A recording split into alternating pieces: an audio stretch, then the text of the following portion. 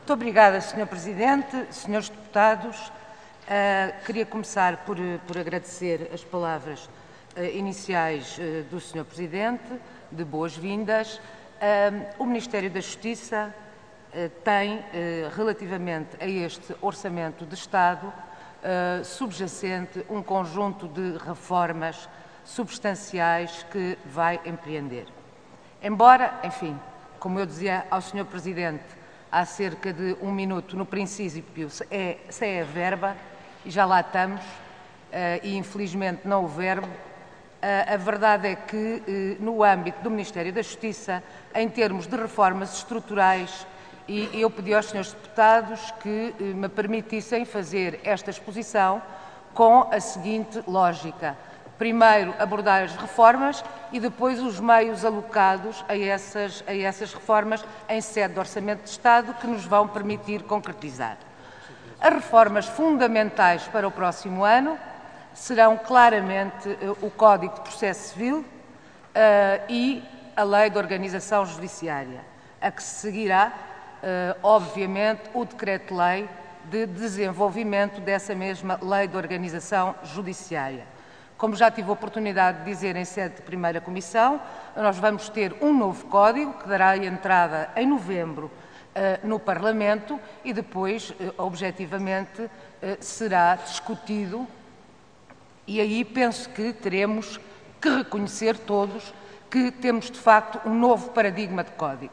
Isto é, temos um código em que a maioria dos incidentes desaparece, como também já tive a oportunidade de sublinhar, um código que privilegia a justiça substantiva em detrimento da justiça formal, um código em que teremos pela primeira vez uma revisão da matéria de facto em segunda instância e, portanto, creio que estão reunidas todas as condições, um código substancialmente mais reduzido do que o atual código, estaremos em condições de devolver aos cidadãos uma justiça muito material.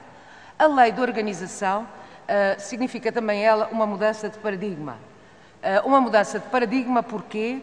Porque, para além de permitir que qualquer cidadão olhe para aquela lei e consiga entender o sistema judiciário que tem, o sistema é mais simplificado, mais especializado.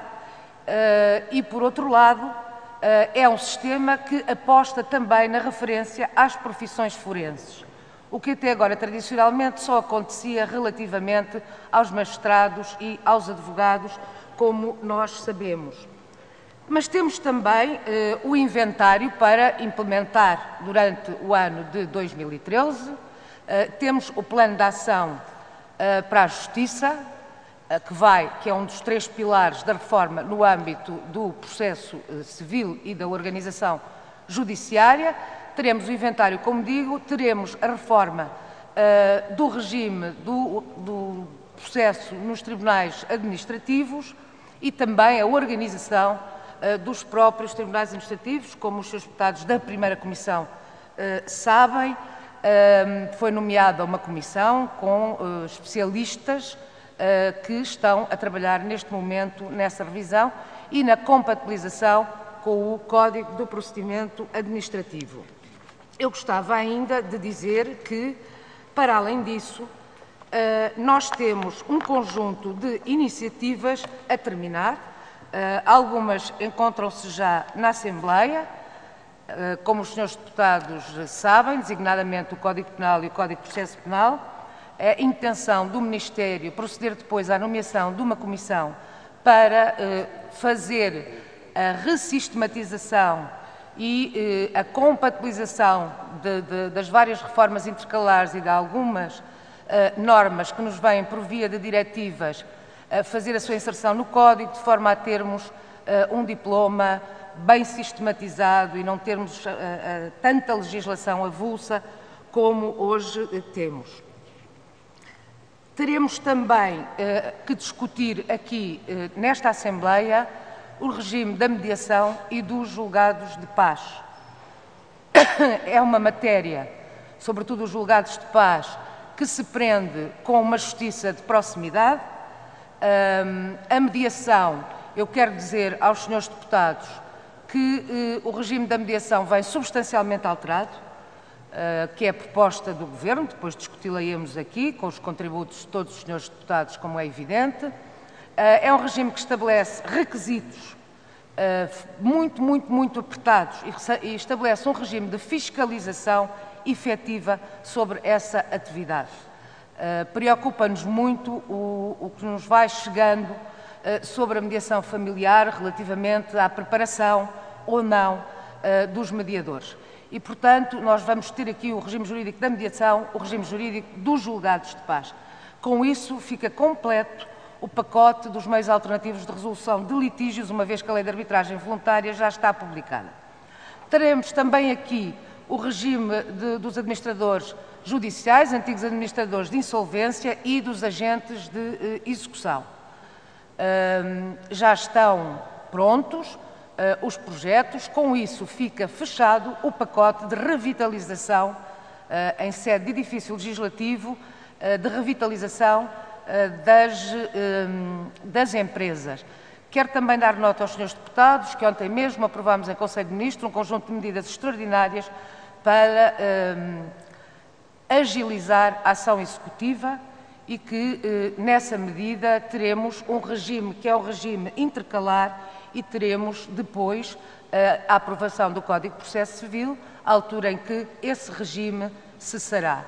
Portanto, eu penso que depois da uniformização das custas do regime emolumentar, todos os meios alternativos de resolução de litígios, o Código de Processo Civil e a Lei de Reorganização Judiciária, assim como Código de Processo nos Tribunais Administrativos, Código de Procedimento, durante o ano de 2013, ficarão em condições de entrar em vigor.